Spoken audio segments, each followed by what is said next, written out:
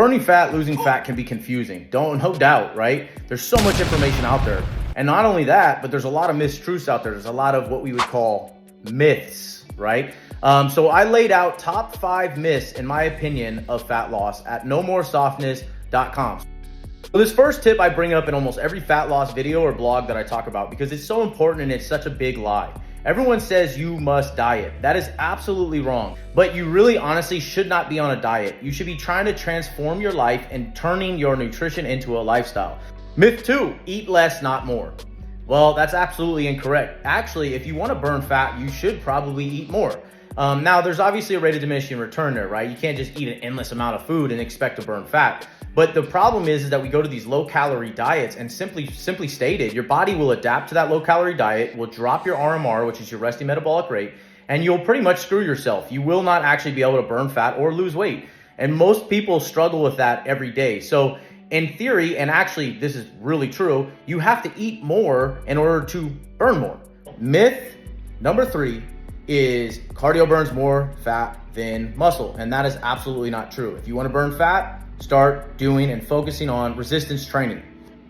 Myth number 4, carbs are your enemy. Carbs are the one thing or the only thing that's stopping you from burning fat, losing weight. That's not true. That's not true. Carbs are not the enemy. Carbs can actually be pretty good for you and they do help you with, your workout intensity and other things. However, what I will say is that the higher body fat percentage you have, or, as you move towards obesity, or if you are obese, the less carbohydrates that you actually need. So I have seen a lot of people who are higher body fat successfully operate off keto.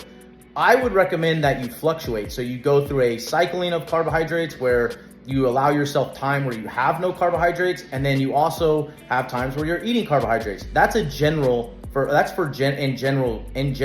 my statement towards carbohydrates. However, for like I said, if you're higher body fat percentage, then you should definitely stay away from the carbs for the most part, but you can still eat them, especially built around activity workout times.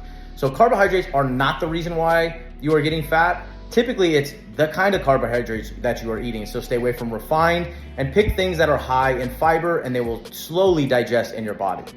Last but not least, tip 5. And this one hits home for me because I used to do this when I was in college. When I first started nutrition, I always thought, just stay away from fat. Everyone was like, stay fat-free. Fat-free came out on the market, started replacing really good fat with oils. And honestly, that's the worst thing you could do.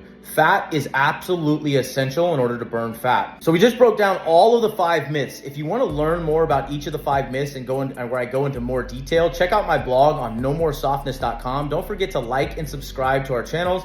Definitely like this video and share it with anyone who needs help or who has basically fallen to any of these myths in their fat loss journey. Thanks a lot.